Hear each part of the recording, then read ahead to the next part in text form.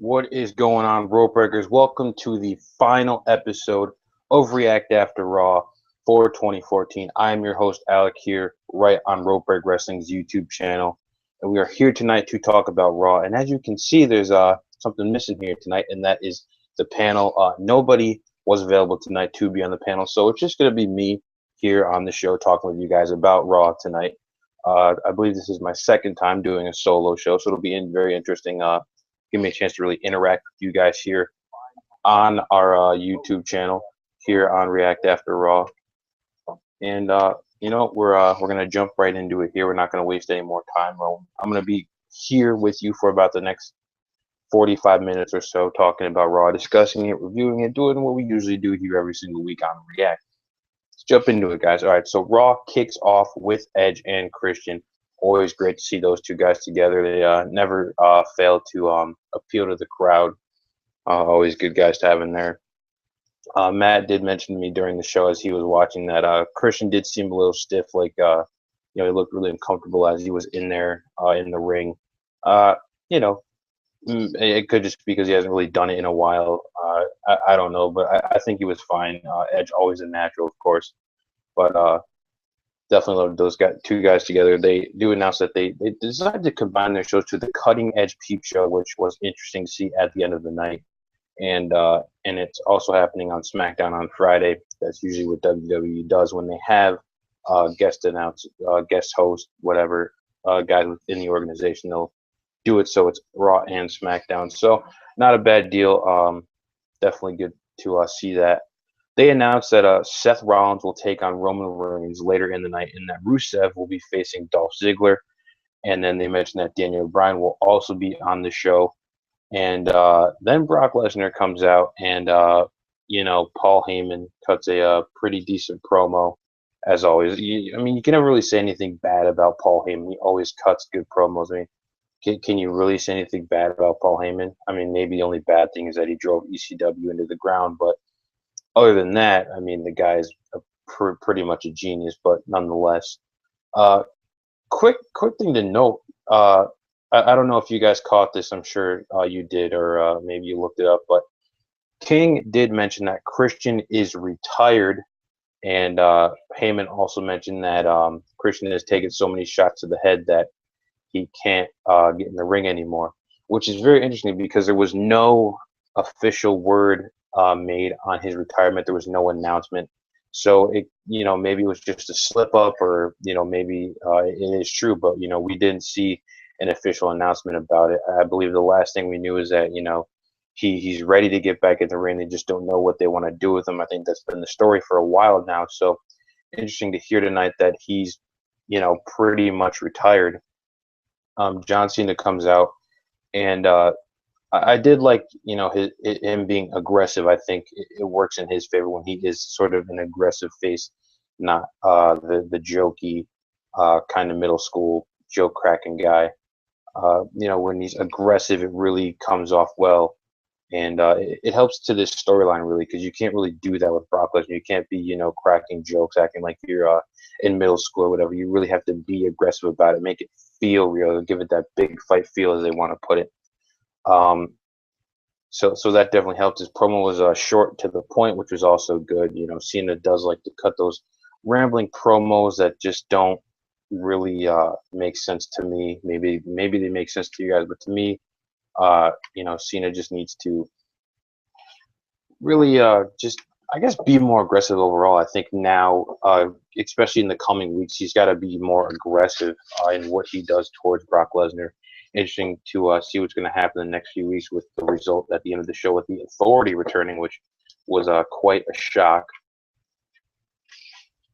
But we will see what goes on. And some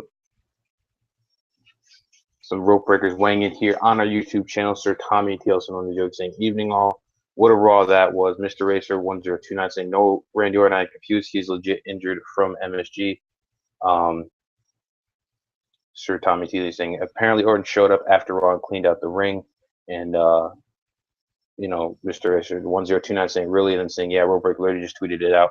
So Orton is not injured. What happened was they made him injured to kind of play up an angle, but he's not legitimately injured. They just did that to play up an angle at the house show. He did end up wrestling at the house show, so Orton is not injured. We'll just clear that up right now and move on here to our next topic, which is Ziggler versus Rusev.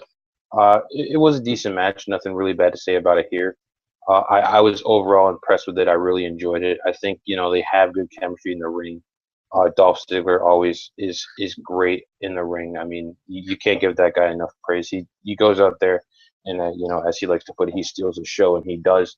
This match was no different. But really got to give credit to Rusev, who's really, I guess, proved himself since he's debuted. I think he just gets better and better every time he's in the ring. He really puts on good matches. Especially for a big guy. He's nimble. He's got good agility. He can really move around the ring really well, and that's what I like about him. He does have a bright future if WWE is willing to give him a good push. The thing that bothered me about this match was not the ending, but what happened after the ending, which is Ryback puts him, not Ryback. Well, Ryback does come out, but Rusev puts Ziggler in the Accolade and under the ropes, and I feel like Ryback waited a little too long to get in there and interfere to break it up. They had the refs come down. And I was just waiting and waiting, like, okay, we know Ryback's going to come out. When's he going to come out? And I just feel like he came out too late. I feel like he should have made the save as he was under the ropes. Kind of make it more dramatic in that sense. But I mean, that's just a small complaint. I mean, I don't know what you. I mean, I do want to know what you guys think, really. Do you think Ryback, should have came out, earlier? Did he come out at the right time? I thought he came out too late. I just feel like it didn't really do anything after that. And interesting thing to happen after that is Ryback cuts a promo. Ryback, not really I guess not really a talker. To be honest, I mean, we haven't seen him do a ton of promos in WWE. That's not really his fault. That's creative fault. Saying we don't want you to do a promo. I don't know what the issue is. I think Ryback is a decent talker when given the opportunity. And he does cut a good promo. He talks about how when he was young, he went to a live event in Las Vegas and was the timekeeper, and that kind of kickstarted his dream for WWE. And then he went on to say that he was on the $1 Million Tough Enough Challenge back in, I believe it was 2004, and was lost and kicked off.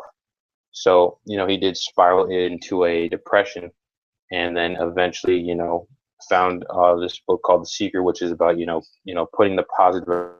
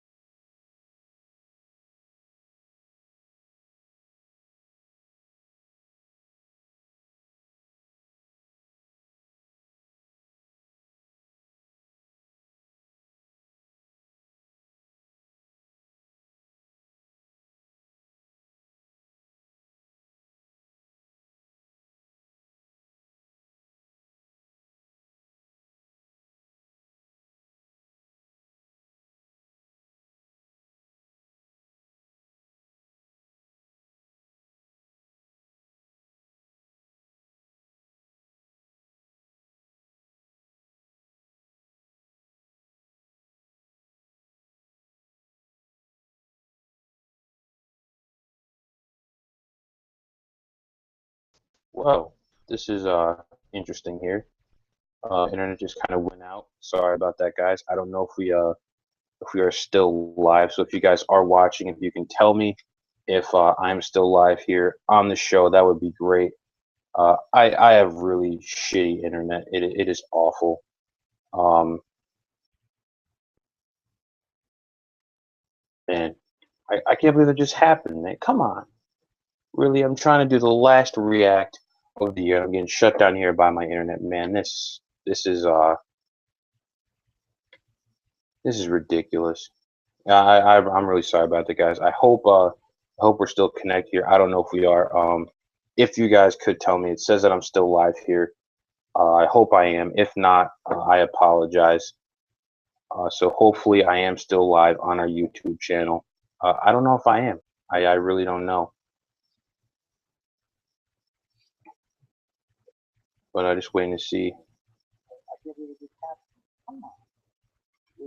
All right, it looks like I am still live. So hopefully I can get through the rest of the show without any interruptions. But as I was saying, Ryback did cut a damn good promo. It did a lot for his character development. It did a lot for him in the in the long run. So hopefully WWE does make do with that situation and make it work. Man, I'm just pissed off now. Getting cuts out. Oh man. All right, Austin Brad saying you are alive. You are good. Yeah, thank you, Austin and Mr. Ray saying yeah you are alive again. Thank you. Oh man. I want to thank you guys for sticking with me through that quick outage. All right, let's move on here. Let's move on before my internet decides to take me out. Usually it's Matt who has the internet issues, but apparently it's all on me tonight. After that, it was Nikki versus Natalia. Not a whole hell of a lot to write home about there. But really, I want to ask you guys, what did you think about Ryback's promo? I mean, it was kind of just repeated from that Talk is Jericho episode. If you haven't listened to that, go to RopeBreakWrestling.com, type in our Ryback in our search bar, and it'll come up. You know, the highlights in that podcast is linked in there, so you can go give it a listen. But really, I want to know what you guys thought um, about Ryback's promo. So, you know, in the comment section, let me know. Tell me what you thought about that. After that, we have the tag team championship match between the Usos and Miz and Mizdow. Immediately as this match kicks off, we get a "We Want Mizdow" chant. It just goes. It really shows how over this guy is. How much the crowd really wants him to get in the ring, and I want him to get in the ring more often too, instead of just kind of being the stunt double. I think now with everything that happened tonight, WWE is going to start pulling the trigger on that rivalry, breaking up that partnership because it really needs to happen. I know Matt has said the past few weeks here on React that they need to do something, or they need to pull the trigger. They need to tease that there's some dissension within these two people here, because really, I mean, how long is Damien Sandow going to want to be the stun double before he decides it's time for him to break out and be better than the Miz and be the next star, I guess, however you want to put it. So I do think it's time for Mizdow to break up. But overall, this was a good match. You know, they never fail to disappoint, especially the Usos, probably the best tag team in the WWE. Really, I mean, if you guys disagree, let me know. And anytime you guys agree, disagree, you have a comment, opinion, or question, just throw it in the comments. I'll get to it. I'll read it off. This is what we do here on React. But really, Usos probably the best tag team in the WWE. And very good match. Lots of good stuff as always. A lot of the high spots, the double super kicks. I mean, I could go on and on here. But, really the thing that I want to really get to is that the Ascension did not debut after this match. And I thought that was a huge missed opportunity on WWE's part. They were the tag team champions down in NXT, longest reigning tag champions down in NXT, I believe. They were such a dominant force down in NXT. They were coming up and they were really making a statement. How they were just going to destroy and lay waste. Welcome everybody to the wasteland, whatever the hell it was they said. And the Usos win the tag team championships again, and the Ascension did not debut after that match, which it was such a missed opportunity, because that would have really set the bar high for them. That would have really made a statement, said we're here, we're ready to fight, and we're coming for the championship. And I think WWE just dropped the ball there. I mean, yeah, they debuted later, but it didn't have the same feeling later in the night. If they had debuted right there and then, after the Usos won the tag team championships, it would have been such a big impact. They would have, immediately been labeled as a threat. The Usos would have had a target on their backs. It would have been so much better if they came out and they didn't. They probably wouldn't even had to, have had, to attack the Usos. They could have just came out, walked to the ring face to face, do whatever. I feel like they should have at least debuted after that tag match instead of later in the night. But overall, I mean, it was a good tag match. Glad to see that the Usos are champions again, which, we'll probably see a build between the Usos and the Ascension very shortly in the coming weeks. Maybe we'll see that tag match at WrestleMania. The Ascension can have their big moment on the grandest stage of them all. After that, Cesaro, I guess you could say, tries to shoot. If you guys want to check it out, there's a video floating around the web of Cesaro at a house show. I believe it's in Pittsburgh, and he's walking out to the ring and he says, "Cut my music because it's awful," or "Cut my music because it sucks." It's funny because it does suck. It's awful, and it's great that he acknowledged it, that it does suck. The thing that I want to point out about this is that one thing that he said is, "I don't connect, I deliver." I feel like that's such a crucial thing about Cesaro, is he always does deliver in the ring. He always, puts on a good match whenever he's in the ring, no matter who he's facing. He always finds a way to make the match look good. And, he did say that 2014 was supposed to be his year, and it really could have been. And, you had Vince McMahon say that, Cesaro doesn't have it. That's kind of the big controversy from that podcast that he did with Stone Cold. And it did upset a lot of people, and it did upset me too. Like, what is Cesaro lacking? I really want to know. Is there anything that Cesaro is lacking? Do you guys think Cesaro is lacking anything? Because I don't. I think Cesaro is great. I think Cesaro could be a perfect WWE World Heavyweight Champion. So I don't know what Cesaro is lacking. I don't know what Vince thinks Cesaro is lacking. But then again, this is Vince McMahon talking about. We're talking about here. Got some rope breakers waiting here. I can see them planning a feud between Sandow and Miz, but not sure where they were going with the Ascension. Yeah, I definitely agree with you there. I don't know where they were going with the Ascension. Fighting Miz and Miz. I don't know.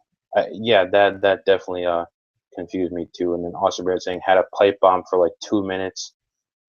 Yeah, I guess you could say that is a tiny pipe bomb, I guess. And then, Cesaro challenging anybody, to come out and fight him, take on his challenge. And then Bad News Barrett makes his return to Monday Night Raw. He did return to the WWE over the weekend. I don't think he wrestled. I believe he just came out and said, I'll find a bigger city to wrestle in because that's what I deserve. Or it was something along those lines that I quickly read over the weekend. But I like that Bad News Barrett gave a little nod to DDP saying, it's me, it's BNB. I thought that was pretty cool that he did that. And then had a pretty okay match with Cesaro. It was really quick. I kind of would have liked it to be longer, but nonetheless, it was okay. I like that Cesaro brought back the swing, kind of I guess another big thing there, that WWE took away the swing because it was too over with the crowd, and they were trying to make Cesaro a heel, but at the same time, they put out shirts that said King of Swing on them. So, that really confused me. We talked about that issue here before on React. Taking away the swing, but yet they put out merchandise that says King of Swing. And that's kind of always been the big issue with Cesaro, is WWE never knows what they want to do with him. Heel, face, heel, face, heel, face. They never they never knew what they wanted to do with this guy. And then they threw him with Paul Heyman right after, Brock Lesnar beat The Undertaker and broke the streak. And there was really no focus on Cesaro at all while he was with Paul Heyman. It was just, my client. beat the Undertaker's undefeated streak at WrestleMania. That's all it ever was while he was with Paul Heyman. And then eventually, I'm guessing someone in creative said, "Look, you got to talk about the fact that he won the Andre the Giant Memorial Battle Royal." But at that point, I think it was a little too late to even make anything out of that. So Cesaro, decent pipe bomb, I guess, and nice to see Bad News Barrett make his return to a WWE ring. Hopefully, he goes after Dolph Ziggler to get the Intercontinental Championship back. I think those two will have a phenomenal series of matches, in the future. Maybe we'll see a big match from them at WrestleMania. Jack Swagger versus Luke Harper after that. Didn't really care for this match, guys. I don't know if you guys did, but I didn't. When it happened, I was like, what is the point here? I don't see the point. I feel like this was kind of the big filler match of the night, I guess. Everything else on the show kind of fit, and this match didn't. I felt like this was kind of the odd man out. I feel like it kind of killed the momentum of the show a little bit. And to be honest, I didn't really watch this match. I just decided, I don't understand why this match is happening. So I didn't really watch it. I didn't really pay attention to it. Maybe it was a good match. Maybe I'm wrong in saying that it kind of killed the show. But I do think it kind of brought the momentum down a little bit, and I think maybe that's what WWE intended to do. Kind of throw this match right in the middle so we can give these guys a chance to cool off before we build them back up again before the end of the show. So, but you know, I didn't really care for the match. I didn't. Maybe you guys did. Let me know. Did you like it? Did you not like it? Did you think it was unnecessary? I want to know. Talk to me. That's what the comment section is there for. So that is what I want to know. After that, we had that quick backstage segment between Edge and Cena. I believe Christian was there too, but unfortunately, my internet went a little crazy at that time, so I kind of missed part of that segment. But it's always nice to see Edge and Cena kind of in the same area. There was the historic rivalry between those two over the championship is something that we'll never forget. It was one of my favorite rivalries growing up. I always cheered on Edge. Yeah, but I was glad to see that they did something between those two. Really nice emotional segment there. You saying to Cena saying that you have my respect, and you're one of the few people in this business who was deep down a good person. And I thought that was a nice little rub there, a nice little token of respect to the Hall of Famer. After that, Roman Reigns versus Seth Rollins. I was happy with this match. I was glad to see that this match was pretty decent. I know Roman Reigns has soured with a lot of people within the IWC. He's kind of soured here with most of us at Rope Break, um, which really sucks because when he was with the Shield, he was this big, badass powerhouse, kind of this quiet stalker guy who really, devastated the competition. And, people just cheered for him. People loved him. People wanted to see Roman Reigns. And he still gets good pops now, but within the IWC, which is kind of the mass fan base now, he's not over, I guess. He's not something that, the people want or the people within the IWC want to see on the big stage. And I don't blame them really. It's tough to get behind a guy who is, I guess, still living in the glory days, who still has the Shield gear, who still has the Shield theme. I think it's tough to get behind that when the other guys have moved on and done pretty well for themselves. And we talk about that every week here on Rope Break with Roman Reigns, but it's just such a glaring point of his character that he's still Roman Reigns from the Shield and not Roman Reigns, the singles competitor. But nonetheless, I thought this was a pretty decent match. I like that Roman Reigns was going in there and working the arm of Seth Rollins, really, trying to break him down. I thought that was pretty good. These guys have great chemistry because they were in the Shield. They fought together for 2 years, so obviously they have good chemistry there. But overall, it did kind of change. Once Reigns kind of went for that drop kick on the outside of the ring, trying to set up the ending to the match, I guess. Luckily, Rollins stopped that. And Big Show, surprisingly was pretty decent on commentary. I like Big Show much better as a heel than I do as a face. I just don't think Big Show works as a face. I think he works better as a heel because he is such an imposing giant. Trying to be a face, it doesn't really work for him in terms of personality and promo wise. But I did enjoy Big Show and commentary on this one, cheering on Seth Rollins, talking down Roman Reigns. I thought that was really a good thing to do for his character at the moment, the 25th time he's, turned heel, whatever the hell it is. There's a video of it out there somewhere of how many times Big Show has actually turned, and it's pretty astonishing that this guy has turned so much in his career with WWE, WCW, whatever. But the ending to the match was pretty interesting. You have, Reigns who goes to set up the spear, gets pulled out by Big Show, and gets tossed over that announce table like a rag doll. I thought that was pretty awesome just to see Big Show just, take this 265-pound, powerhouse and just throw him like he's nothing. I thought that was, a pretty cool way to show his strength. I know WWE is trying to build something here between these two. Originally it was supposed to be Reigns that was taking on Rusev for the United States Championship, but because he returned so late, they don't have enough time to put a big enough build on it to make it happen. So we'll see what happens here. He will be in the Rumble. Of course, the long, not set in stone, but the running rumor that's been happening for months is that Reigns is supposed to go into the 2015 Royal Rumble and win and go on to face Brock Lesnar for the championship at WrestleMania. Interestingly enough, a report came out last week that some officials within WWE are having second thoughts on having Roman Reigns win the Rumble because of recent performances that he's had, not connecting. I don't know. He hasn't really had a lot of matches. He just returned at TLC, so it's kind of tough to judge, what you're going to do with the guy. But do I think Roman Reigns is ready? Not really. I think his character is not there yet. His in-ring is not there yet.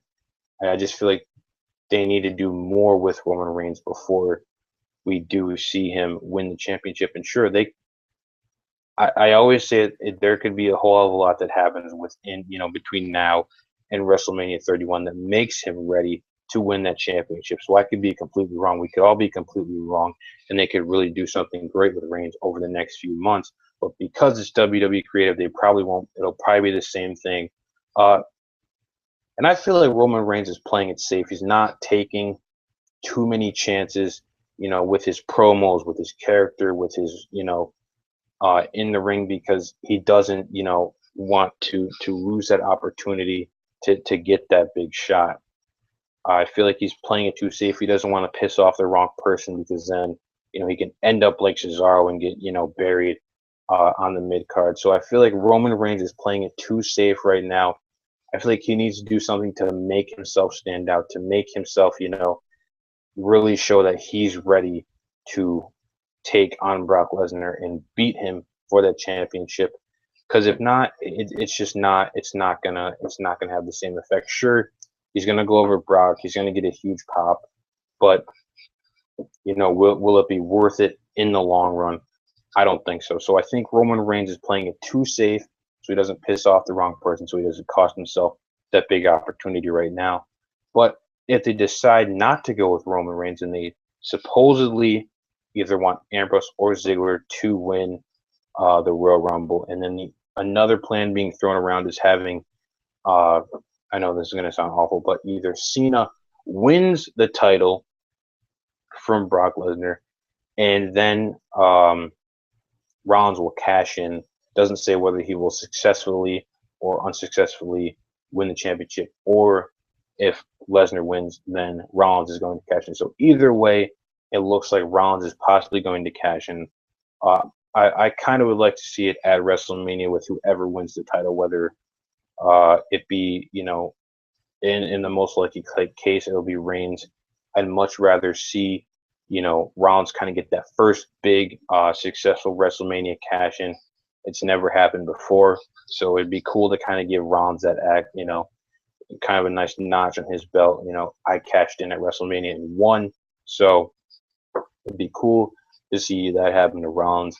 I know WWE likes to send the crowd home happy, but there's been times where a heel has won at WrestleMania at the end before, so it'd be nice to see Rollins go in and pick up that victory and win the championship uh, at WrestleMania. There was a rumor earlier that they are planning on putting Rollins in the title picture very soon, so hopefully he either cashes in at Royal Rumble and wins, or cashes in at Mania and wins. Either way, Rollins needs to cash in and win to be champion. He is ready.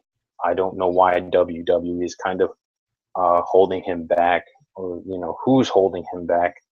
I feel like Rollins should be the guy and give you know not Reigns. Rollins is the guy. He is the future. He really deserves the big push. And then the big moment of the night, well, one of the big moments of the night, but probably the biggest, is Daniel Bryan's announcement. He announced, he put out a tweet that everyone comes to a crossroads in their life. Tonight, I reached mine. I'll tell you about it tonight on Raw, which had a lot of us kind of reeling like, is this it for Daniel Bryan? Is Daniel Bryan retiring?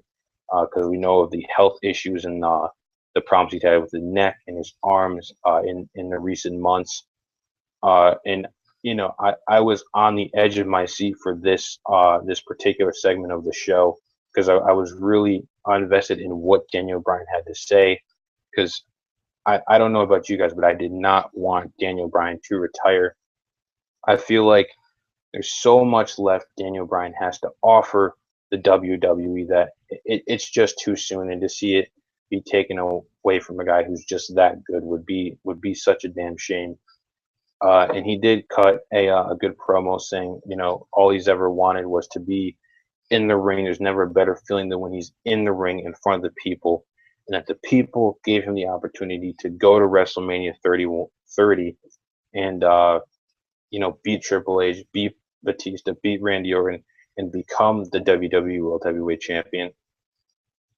And then he kind of got choked up talking about how his dad passed away right after he got back from his honeymoon after he got married, and then the injury with the neck happened, which was very unfortunate, and then the runaround with the doctors, which was crazy. We here at Road Break have been reporting on it for months, and it was basically the same story every single time, that the doctors didn't know what was wrong, and then he's losing strength in his arms, he's losing strength in his right arm. They might have to do a Tommy John surgery. They might not have to do a surgery. They're going to do another surgery. It was a huge runaround of what's going on with Daniel Bryan, what's going to happen to Daniel Bryan. The doctors know, the doctors don't know. It was always a crazy story whenever we reported on it. So finally, Daniel Bryan gets to the point and is like, is my career over? And at this point, I think the majority of us were on the edge of our seats, kind of wondering, like, all right, what's he going to say? Or over? And then he says no. And, I don't know about you guys, but I started clapping. I jumped for joy a little bit, knowing that Daniel Bryan is retiring. And then Daniel Bryan announces that he is going to be an entrant in the 2015 Royal Rumble match, which is great. It'll finally be good to see Daniel Bryan back in the ring. He's had a lot of time off. He's ready to go. We're all ready to have him back. It's clear that the crowd wants him back. The crowd still loves the guy. So Daniel Bryan is returning to the WWE in 2015 for the Royal Rumble. I'm very excited to see his return, see what happens in that match. Maybe it'll come down to him and Reigns as the final two. That'd be pretty interesting to see. I think that'd be pretty great.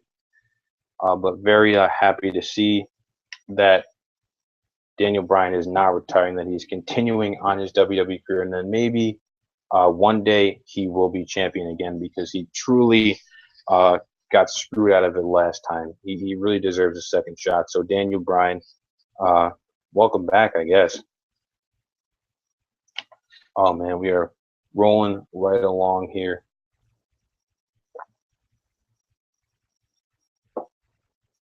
Austin Brand saying Lesnar is holding Rollins back. Yeah, I have to agree. Lesnar is kind of the guy that's holding Rollins back because Lesnar's not really there, so Rollins can't cash in. So yeah, Lesnar is holding Rollins back, and then Austin Brand saying he really fooled everyone when he started crying. Uh, I wouldn't say he fooled everyone. I think that was kind of a heartfelt thing because he was talking about his dad. It was a pretty sad time in his life because he wasn't there when it happened, and a few months later, when they had just him and Brie had just moved into their house, and someone broke in, and they got away with a few things. And one thing that they got away with was, like, they tried to get away with, but they dropped it, was a bracelet from his dad that meant a lot to him. So luckily he got that back. But I don't think he really fooled anyone with the tears. Those were real tears from Daniel Bryan. But nonetheless, it was great to see that he did go out there, cut a good promo, make it through it, and is returning. And then after that, we see Edge and Christian backstage. Christian playing the kazoo, to Daniel Bryan's theme, and then Miz and Mizdow, Miz really saying he wants his rematch, and it, I thought it was hilarious when Edge pulled out his stunt double puppet. I thought that was awesome. Um, and then they do decide to give them their rematch, and then that's when the Ascension debuts, and I feel like this was such a lackluster debut. It just didn't it didn't come off well. Maybe it did for you guys, but for me, like I said, they should have debuted right after the Usos won the tag team championships and made a statement. We're here, we're going to take you out, we're going to take championship belts. Instead, they came out and beat Miz and Mizdow. I don't know. I wasn't happy with the way they debuted. I think they should have debuted early in the night. Like I said, I don't know. I was not happy with this at all. They definitely, WWE just dropped the ball on that, really. And then that brings us to the final part of the night, which is the Cutting Edge Peep Show with special guest Seth Rollins. Seth Rollins trying to, I like what he did there, trying to play up, trying to play himself up, trying to, make himself sound better. And then, calling John Cena out, saying, Cena coming out here, I'm gonna have to force your hand, and then attacking Christian, and then Edge kind of goes after him. And I got scared for Edge for a minute when the Big Show went to put his hand around his throat. I was like, oh, please don't paralyze this guy tonight. That's the last thing we need to see on a live television program, is a guy getting paralyzed. That would just be awful. It would reflect terribly on the company, knowing the fragile state that Edge's neck is already in. So I loved this segment. I loved how aggressive Seth Rollins was in this segment, forcing Cena's hand, saying, I will break his neck. I will have no remorse about it. I will have no guilt. I will do it, and I will feel nothing. I thought that was such a great thing to say, from Rollins, saying to Cena, you've made my life, hell since Survivor Series. And then, forcing him to bring the authority back. I thought this was such a great display of Rollins' skill on the mic, and I guess as an actor, really, in the WWE, to really convey his emotion, to convey his anger into this segment was great. And it still confused me as to why he's not the guy getting the push, getting the jetpack, I guess, and Reigns is, because it's clear that Rollins is the total package. He is the guy that needs to be the champion. He's ready to be the champion, and they're just not giving it to him for whatever reason. even though he has a briefcase. But I just love this. I thought this was a great way to end Monday Night Raw. But Cena agreeing to bring the Authority back, and um, I thought it was great. I thought it was a good way to bring the Authority back. I personally thought I guess my fantasy booking thought was that John Cena was going to go into the Royal Rumble and lose, and then immediately bring the Authority back on Raw the following night to get another shot at Brock Lesnar.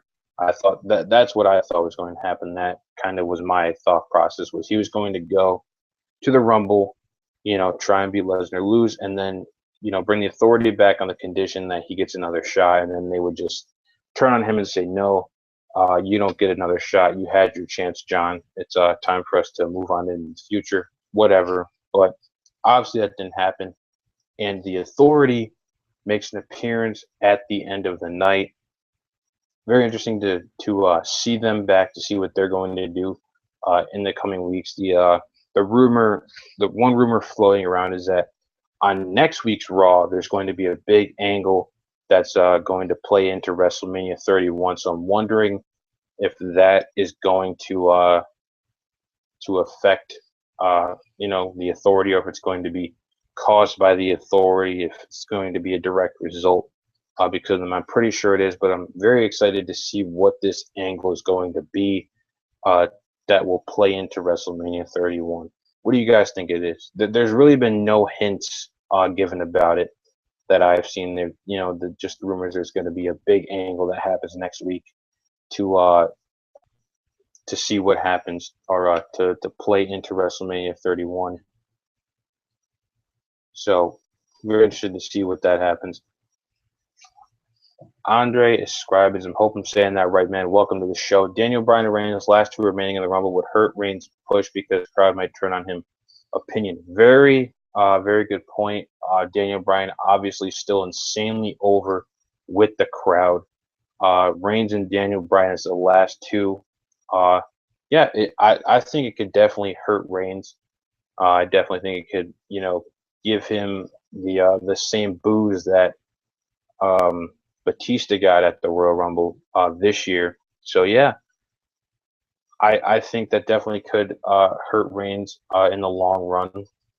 He'd end up getting booed instead of being, he'd be a face, but he'd be getting booed. So he'd essentially be John Cena, which is kind of what they want to make him into anyway. So, maybe it's the right thing to do, but no, I only kid. I do think that, that could possibly hurt Reigns' chances at being the next big thing, to be the next, I guess, to be the next guy in WWE. So, yeah, we kind of flew through the show here because we don't have a panel tonight. Usually the show takes about an hour. I think we've been here for about 40 minutes. I don't know. We usually take an hour here on React After Raw, and tonight there's no panel, so the show went a lot quicker than expected. But that's all right. It was great connecting with the Rope Breakers here. Obviously, you guys can continue to comment as I'm wrapping up the broadcast here. You can, ask your questions, comments, whatever you want to do. But I do want to ask you guys, what did you think about tonight's Raw? I want to get your guys' honest opinion. I don't know what you thought about Raw. Did you think it was a good show? Did you think it was a bad show? And of course, everybody's favorite segment here on React After Raw is the final thoughts and letter grades. So I do want to get you, the Rope Breakers, final thoughts and letter grades for Monday Night Raw. Overall, I thought it was a good show. I thought it was a good Raw. It was definitely a step up from what we've seen the past few weeks, which has really been just awful product. Really, it's made me personally, it's made me reconsider watching Raw every single Monday, wasting I guess 3 hours to watch this product that's not really delivering, that's not really entertaining me the way it should. So tonight I'm glad they stepped it up and gave us a decent show, something entertaining, something worth watching. Oh man, excuse me. But Um, I think the show was booked well. I think the matches were booked in the right place. The segments were booked in the right place.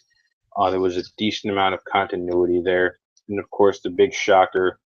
Well, a couple of big shockers here. A couple of good things. Daniel Bryan announcing that he is returning, and then the Authority making their return really helped the show. Uh, go out with a bang. Really, you have Daniel Bryan announce that he's returning, and then you have the Authority return. So it really, I guess, capped off the year for WWE, and very interesting to see what happens next week on Raw. So overall, I was happy with the show. I think it was booked well. The matches were booked in the right place. So overall, I'm gonna give the show a solid B. I think that's where it sits with me. If you guys agree or disagree, be sure to let me know. But I'm going to give Monday Night Raw a solid B. It doesn't, deserve a B plus or an A minus, but I'm not going to give it a B minus because it wasn't terrible. I'm not going to give it, C minus, C, whatever. It wasn't terrible. It was a good show. I enjoyed it, but as always, WWE could step it up and make it better. But because they were limited on star power tonight, they did the best they could, and I think they did a good job of it. And if they could put that kind of effort into the show every week, I think we would see better results. We'd see better storytelling. We'd see better creative ideas. So, yeah, I'm going to give Monday Night Raw a solid B. Hopefully, we get some reactions from you, the Rope Breakers, on that. So, as you guys know, it is time for the shameless plugs. We do it every single week here on React After Raw. We have to. We gotta, get you guys to spread the word to let you know where we are, where you can see us. So of course, you can always go to our Facebook, facebook.com/RealBreak Wrestling. That's where we are. That's where we post our, if you we post live tweets during Raw. We post some stuff where you guys can interact with us all the time. Then of course you can post that, not post it. You can go to our Twitter.com/Rope Break Wrestling, ROPEBRAKRASSLIN, Rope Break Wrestling. If it's too confusing for you, it will be down in the description once I get back in there and be able to put it there. And then, of course, you can always go to our site, RopeBreakWrestling.com, for all the biggest and latest WWE news and rumors.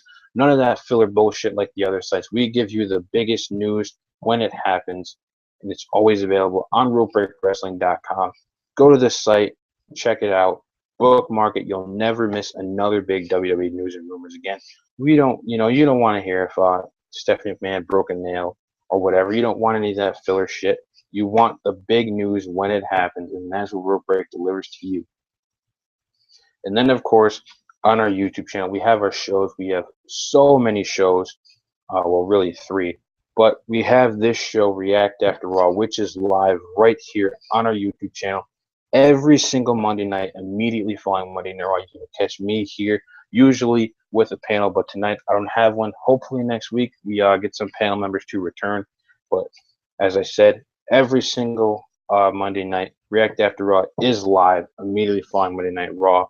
And then, of course, that is followed up on Thursdays by the Sharpshoot with Aussie, the winner of the RopeBreakWrestling.com podcast of the year for the Golden Ropes.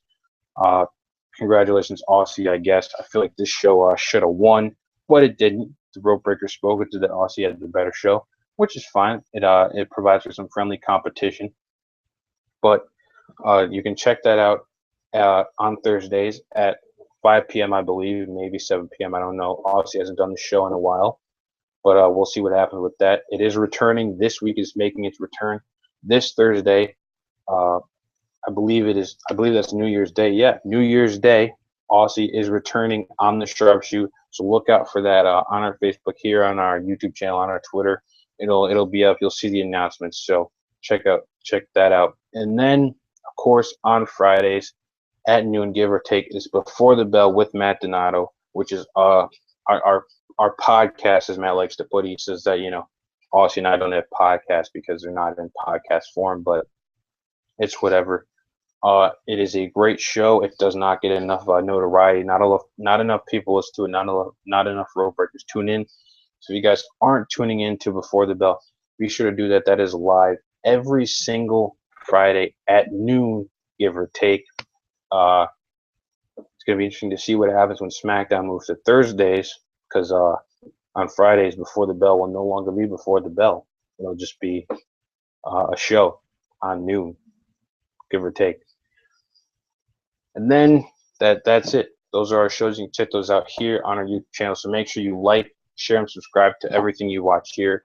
If you haven't seen it yet, go check out the Golden Ropes Awards, which is our annual fan-voted award show. That's right, fan-voted by you, the Rope Breakers, on a bunch of different categories that we put up. Superstar of the Year, Match of the Year, Holy Shit Moment of the Year, a couple of funny ones like Garbage Gimmick. There was Biggest Burial. There was Diva of the Year. There were a lot of great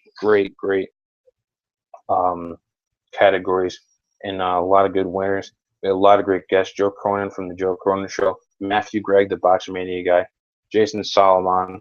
We had Justin LaBar. We had a lot of great guests come on there and on the show and present awards. And it was, of course, sponsored by ProWrestlingTees.com. So any good wrestling merchandise you need, you want CM Punk, he's got a store there. Stone Cold, there's Macho Man. I believe Razor Ramon's got some stuff there. So go there, get some great wrestling merchandise. And then, of course, this is the part of the show where I ask Matt, to tell you about friends. So here's the message. I'm going to try to do my best. Matt is the best, but I'm going to do my best Matt Donato impersonation of his PSA. If you are a fan, a follower of Rope Break, and if you're not telling your friends about Rope Break, then you are a terrible friend. Okay? Rope Break wrestling is a lifestyle. You need to live it. Your friends need to live it. And I know you guys are sitting there thinking, well, wait a minute. You're a co-founder. You're the head writer. This is your baby. This is your site. You're just saying that. No, Rope Break wrestling is a lifestyle. You need to live it. You need to get out of the bleachers and get in the ring with Rope Break. You can't get anything here like you can anywhere else. Rope Break wrestling is an exclusive experience. You can't get what we do cage side. You can't get what we do on the bleachers. You can only get it in the ring with Rope Break. So make sure you tell all your friends about Rope Break wrestling. Just get the word out there. Word of mouth is the biggest weapon you guys have. So tell them about Rope Break. Get the word out there. Get us up there. Let the world know that the Rope Break revolution has begun and that Rope Break wrestling is taking over. All right, guys. That is it. I'm done rambling here on React After Raw. It was great kicking it with you guys tonight. And yeah, that's it. That was this is the final React After Raw of 2014. It has been great so far.